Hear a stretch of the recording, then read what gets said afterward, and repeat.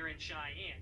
Members of the Mount Sinai congregation joined us today to talk about the historic war unfolding in the Mideast. Noam Mantaka moved to Wyoming in 2016. He has 2 children here in Cheyenne with his wife, Abby Roswell. Noam also has 2 children, a 27-year-old daughter and a 24-year-old son in Israel from his first marriage. He tells us what it was like when he heard about the Hamas attack on Saturday. I opened the news and I got in a shock.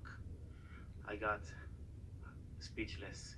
And the first thing I think, of course, yes, my family, my son. Noam explained that his 24-year-old son is a combat paramedic currently fighting for the Israeli military. I have very limited access for any info. At least I'm getting every 24 hours-ish. I'm okay. I'm very worried about him. Noam's best friend's sister-in-law and close friend's son were killed in the war. He shared a message to all the soldiers and all the victims. I'm not a politician. I've never been a politician. But here is a moment for me, far away from Israel, to be the ambassador, to speak for my country, Israel, very in my heart. From here, I'm sending wishes for all the soldiers in the battle. Be strong. Matani Ravenna is a member of the Mount Sinai congregation in Cheyenne, as well as an Israeli military veteran. He shared his feelings about the fight. I want to say, first and foremost, immense distress, followed by anger, and it fluctuates in between. These are heinous terrorist acts. There's no other way to describe it. Matani told your Wyoming link about individuals close to him that have since been killed in action. I've had friends fallen, like Nissim Lugassi, who has been to basic training with me. Giada Davidov, one of the best officers I've ever had the privilege to serve under. We've lost a lot of brave souls fighting in this. Matani has this hope. We hope for peace.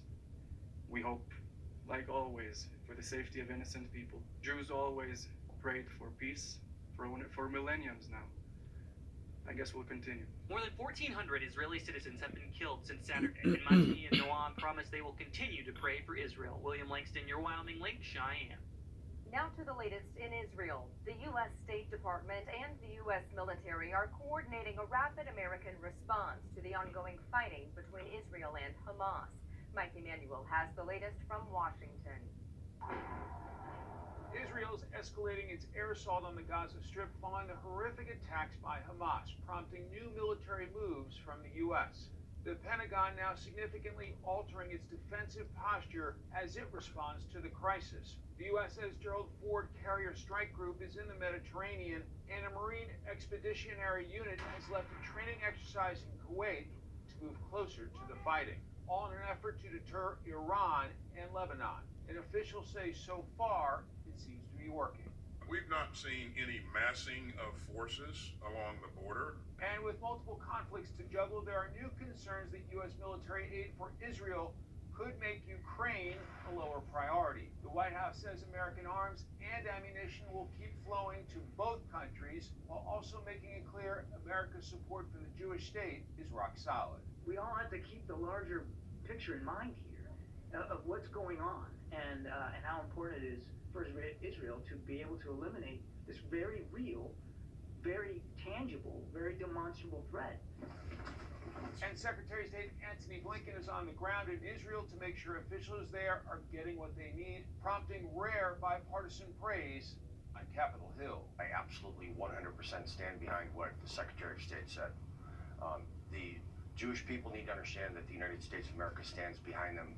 The Pentagon is also reportedly looking at options for evacuating American citizens from Israel using a land route through Jordan. As the violence in Israel escalates, the U.S. government is focused on helping Americans leave the country by land, sea, and air.